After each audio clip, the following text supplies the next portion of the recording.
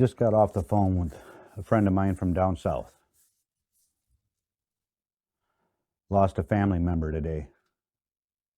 Carbon monoxide poisoning. Generator running in the garage.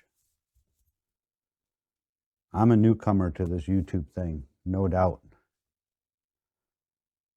But I need to plead and beg you guys to please take your generators and get them out of the garage. Okay? Put them generators in the backyard, put them in the front yard. I don't care where the hell you put them, but get them out of the structure that is attached to your home. It is not worth it.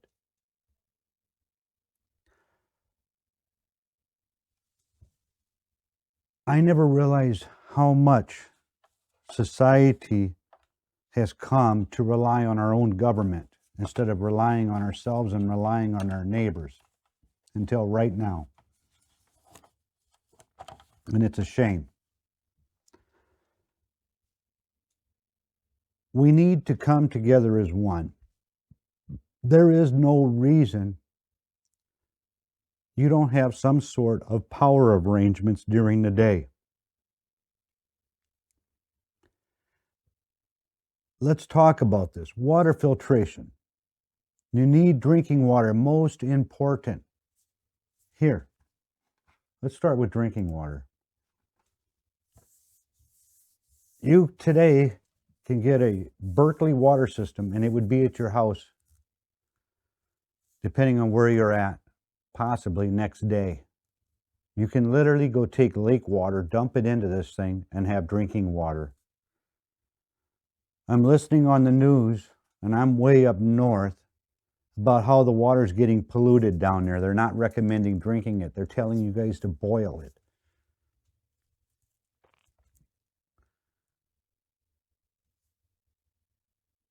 Get a water filtration system, okay? You're struggling to buy water down there. We're shipping water down your way, whatever it takes. Start relying on yourselves. Start working together as a community. Let's figure out a plan. Order a couple water filtration systems. If you can afford them and you're above average, order 2. You can always donate it somewhere later, but at least you can help the neighbors and stuff who don't have drinking water. As far as power goes, I'm so glad I've learned to live as a minimalist, and that's due to YouTube. I've learned to live with less power. Yes, I'm lit up like a Christmas tree here. I have power. I can lose power tomorrow, and I'm not even going to think twice about it. I could care less. You see, today I have batteries that I've learned that I can use to generate power. See, that's what happens because I choose to go camping. I choose to do things, but I need my power, just as you guys do. So I've learned to adapt. I've learned to make life a little easier. And then when catastrophic things like this occur, I can just brush it off my shoulder. I can help my neighbor, and I'm not worried about it. Go get yourselves a couple deep cycle marine batteries. If you got a boat sitting out beside the house, as a lot of you I'm sure do, you're going to slap yourself in the head. Go pull the batteries out of it. Throw them on a charger. Fire up your little generator. You don't need to run the generator 24 hours a day. I'm sorry, I'm helping a few people like yourselves down south that I know, okay? Pull the batteries out of the boats, fire your generator up, lightly charge them. Maybe you know a neighbor that has a generator. Hopefully he's nice enough to let you charge up the batteries. This way, at least then, you can use something like this, okay? Talk about batteries. Back over here. Get 2. Run them in series. Okay, and get 2 battery terminal cables. So you can go positive to positive and negative to negative. This should last you a couple days if you use it sparingly. Okay? No, it's not going to be the true comfort that it would be if your power was back on, but it's enough that it makes it comfortable. See, I can do without power during the day, but come nighttime, come 8 o'clock, when we start wiring down, I need some power. Whether I'm reading a book, whether I want to play cards with my family. These are critical things. Okay? So once you have the, oh, I don't even have that up here anymore. Okay. Once you have your group 31 batteries, those are probably your better 12-volt batteries. I've got 6 golf cart batteries. So if you can't get 12-volt marine grade batteries, go get yourself 4 golf cart batteries. And you can run those in parallel, then series. That's a whole nother ordeal. You're going to have to look that up. How to take golf cart batteries, 6-volt golf cart batteries, and convert them to 12-volt. Okay? At that point, you can hook one of these up. And I can run my laptops, I can charge my phones, I can run a light at night. So we have some normalcy. I've showed you guys you can get a water filter system. You can also make power off of batteries.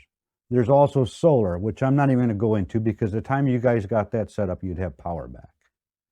But these are temporary situations or temporary things that will help you folks. And then you can turn around and sell them batteries if you don't want to keep them. You can sell your generator if you don't want to keep them. Now, granted, I know most of you guys down there in all them big box stores, there ain't going to be a generator to be seen. You know, my buddy had to go 2 states north to get a generator. And he ended up picking up a few of them for his neighbors and stuff.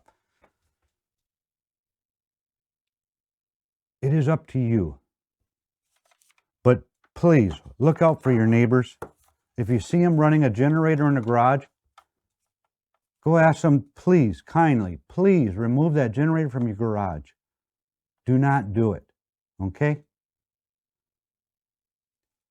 If you really need to run your furnaces, what you need to do is go down to your fuse panel, pop that fuse panel right there out. Put it in the off position so there's no way, and you broke yourself from the grid. You should do that anyway, because the fact is, once you do get power back up, there's a chance that you can get a massive surge of electricity sent to your panel. And if that thing is in the on position, everything that's plugged into an outlet will take that charge. It will burn out your refrigerators. It will burn out your freezers. It will burn out your televisions. It'll fry everything you have plugged into it. Guess what? That's not the electrical company's fault. That becomes your issue. And you're not going to be the only one that this happens to. So turn off them breakers, okay? I've seen it more than one time happen. It's kind of like when a lightning hits a pole. It comes right through that wire into the house and explodes, starts fires. The same thing can happen if your transformer has an issue and nobody's aware of it. Okay? Once you have that off, maybe you're freezing, maybe it's cold in your house. There's no reason to be freezing to death. Take your generators, okay, and get yourself a 12-gauge cord. Let's see if it shows that there's a name for it, and really it's a death wish, but my wife's phone's going off. Hold on. No, I'm going to let it ring.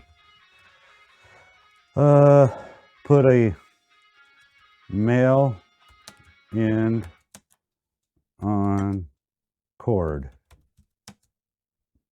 Both ends. Okay.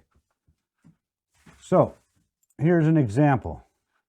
You can buy them, but you can make one. You just get a male end, put 12-gauge wire minimum, plug it into your, put one on each end. Now you can plug one in the outlet of your house. Then plug one into the generator. You just powered up your whole house. At that point, you can now, you see that? Now this happens to be set up for a dryer or a RV, I don't know. Yeah, this one's a dryer plug. I kind of recognize that there. but you can make your own terminal like this, okay? And put a 110 plug in on each end of it, plug one end into the generator, one end into the outlet. You now have heat in your house. Warm up, you know, if anything, it's warm enough today, fine. Fire up your refrigerators this way. Fire up your freezer this way. Make sure everything else in the house is unplugged and turned off. Otherwise, you're going to keep tripping either the breaker, or you're going to keep tripping the circuit breaker on the generator.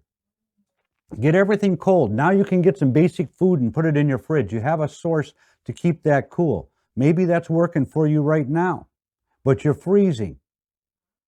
When you plug that in and you power up the whole house off of that 110 outlet, you can now go and turn your thermostat to the desired temperature. Your furnace will run. Okay, you can now get heat. If you have electric heat, this is not going to work for you because most likely you're running 220, as I am here. Then go get yourself a buddy heater. Okay, they actually have, let's see here. Let's talk about heat for a second. RV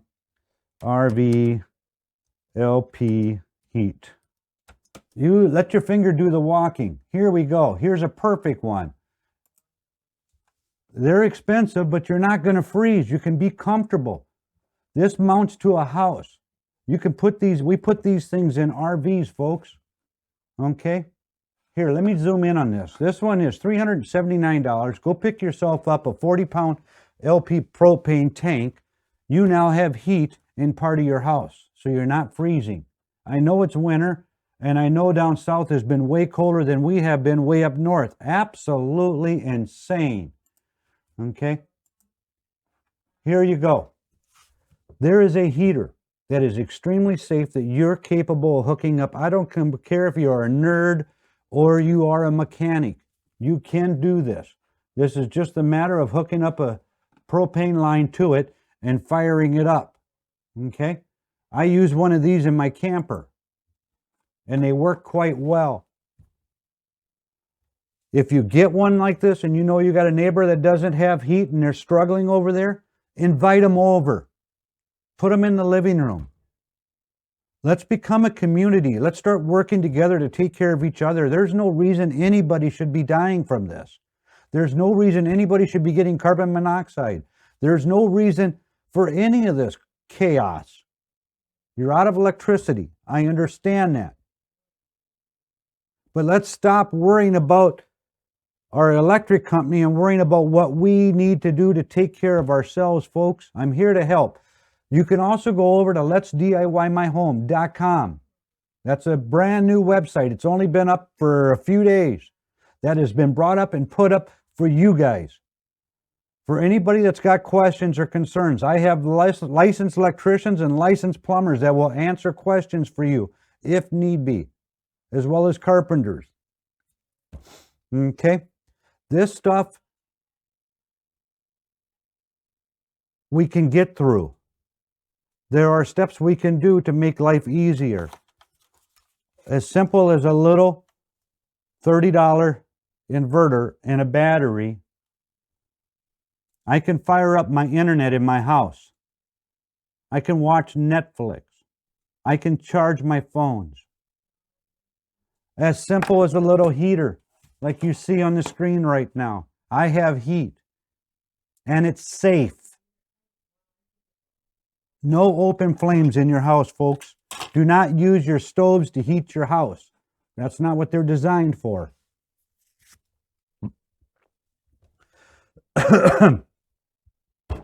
There's all kinds of ways to get power. Do you need other alternatives? Post them in the forums.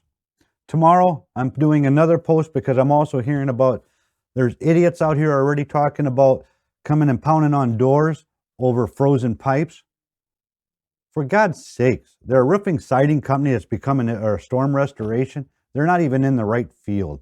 Don't you dare sign a contract with anybody on any type of repair that has occurred from this storm until you watch the video tomorrow. I will get another one up tomorrow, okay? And it'll talk about this because that was what I did for many years of storm restorations, roofing, siding, and windows. And yes, I built homes. Yes, I have plumbers. But there are proper steps to take to protect yourself from some of these hoodlums, I'm going to call them, that are out there today. God bless you all. Have a safe evening. We'll talk to you tomorrow. Bye now. Keep your heads up. It does get better.